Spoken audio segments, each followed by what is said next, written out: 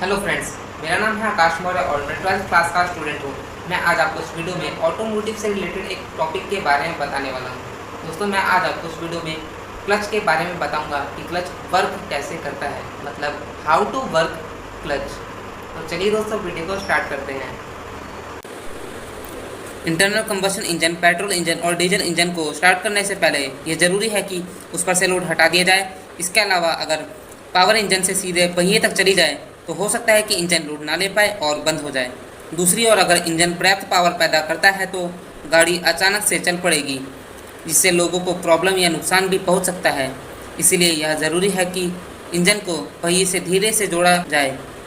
इसके अलावा ऐसी कई स्थितियाँ होती है जिसमें हम इंजन को पहिए से डिस्कनेक्ट करना चाहेंगे, जैसा कि जब हमें ब्रेक लगाना है या जब गाड़ी ढलान पर हो। इसके अलावा गियर्स बदलने के लिए भी इंजन को ट्रांसमिशन सिस्टम से डिस्कनेक्ट करना ज़रूरी होता है।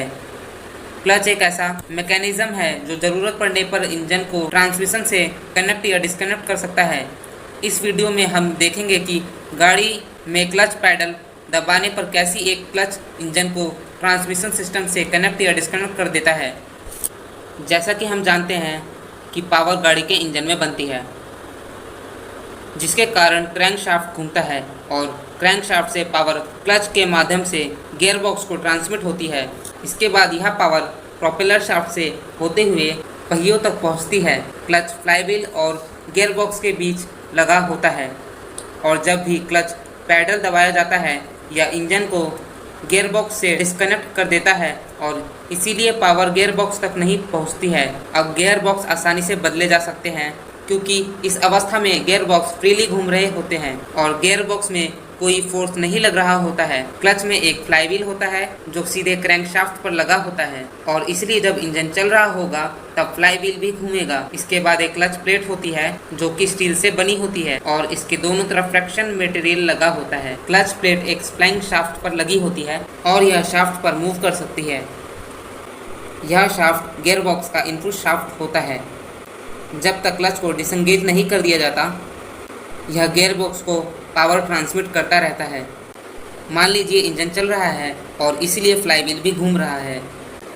अब अगर क्लच प्लेट को थोड़ा एक्स्ट्रा फोर्स लगाकर फ्लाईव्हील के कांटेक्ट में लाया जाए तो इन दोनों के बीच फ्रिक्शन फोर्स लगना शुरू हो जाएगा और क्लच प्लेट घूमने लगेगी। जैसे जैसे एक्सल फोर्स बढ़ता है वैसे वैसे फ्रिक्शन फोर्स भी बढ़ने लगता है और धीरे धीरे क्लच प्लेट और फ्लाईव्हील एक ही स्पीड से घूमने लगते हैं और तब यह आपस में स्लिप नहीं करते और हम कह सकते हैं कि क्लच पूरी तरह से एंगेज है।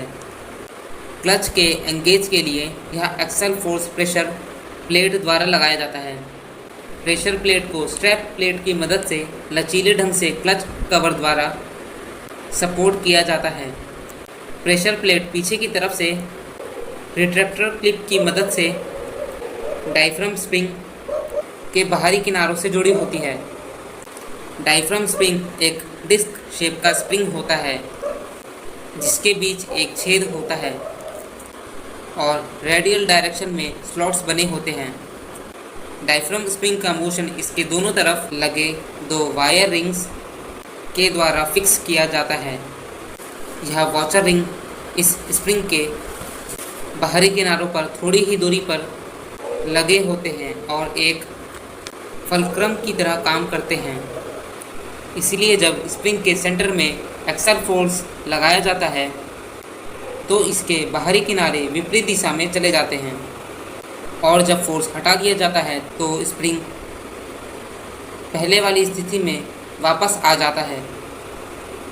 यह दो वायरिंग्स रिवेट्स के द्वारा अपनी पोजीशन पर फिक्स किए जाते हैं और बदले में यह रिवेट क्लच कवर पर फिक्स होते हैं।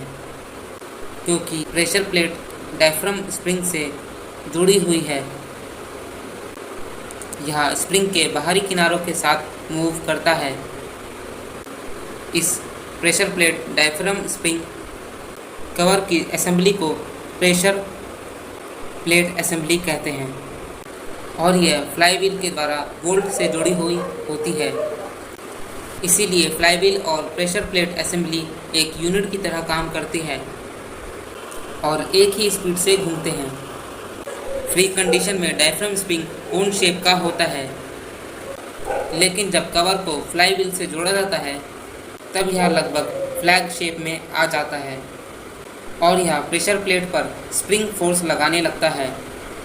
इसी फोर्स के कारण प्रेशर प्लेट क्लच प्लेट को फ्लाईव्हील पर दबा देती है और क्लच प्लेट पर दोनों तरफ से दबाव के कारण इस पर दोनों तरफ से फ्रिक्शन फोर्स लगता है और यह घूमती है जब क्लच पैडल दबाया जाता है। क्लच बियरिंग डायफ्राम स्प्रिंग के सेंटर को अंदर की तरफ धकेलती है। इसकी वजह से स्प्रिंग का बाहरी किनारा और प्रेशर प्लेट बाहर की तरफ मूव करती है। इसीलिए क्लच प्लेट पर से दबाव हट जाता है और यह फ्लाईव्हील से अलग हो जाती है। इसीलिए अब क्लच प्लेट से कोई पावर ट्रांसमिट नहीं हो रही है और इंजन ट्रांसमिशन से अलग हो गया है। जब क्लच पैडल को लीव कर दिया जाता है तो क्लच प्लेट फ्लाईव्हील से वापस जुड़ जाती है और एक बार फिर से पावर ट्रांसमिट होने लगती है। इंजन में फ्लक्चुएशन अचानक से क्लच इंगेजमेंट या दूसरे किसी झटके का ट्रांसमिशन पर असर कम करने के लिए क्लच प्लेट में टॉर्सनल स्प्रिंग दी जाती है। गियर बॉक्स का इनपुट शाफ्ट स्प्लाइंड हब से जुड़ा होता है, वहीं रिटेनल प्लेट्स क्लच प्लेट पर फिक्स होती है। हब इन दोनों रिटेनल प्लेट्स के बीच में लगाया जाता है और कुछ हद तक घूम सकता है। टॉर्सनल स्प्रिंग को लगाने के लिए स्लॉट्स लिए जाते हैं।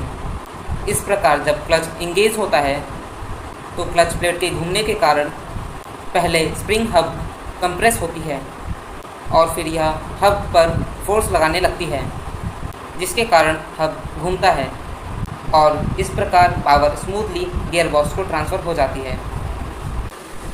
सो फ्रेंड्स, उम्मीद करूँगा आपको ये वीडियो पसंद आएगी और आई होप कि आपके माइंड में क्लच को लेकर जितने भी डाउट्स होंगे वो सभी क्लियर हो गए होंगे। So thank you for watching my video.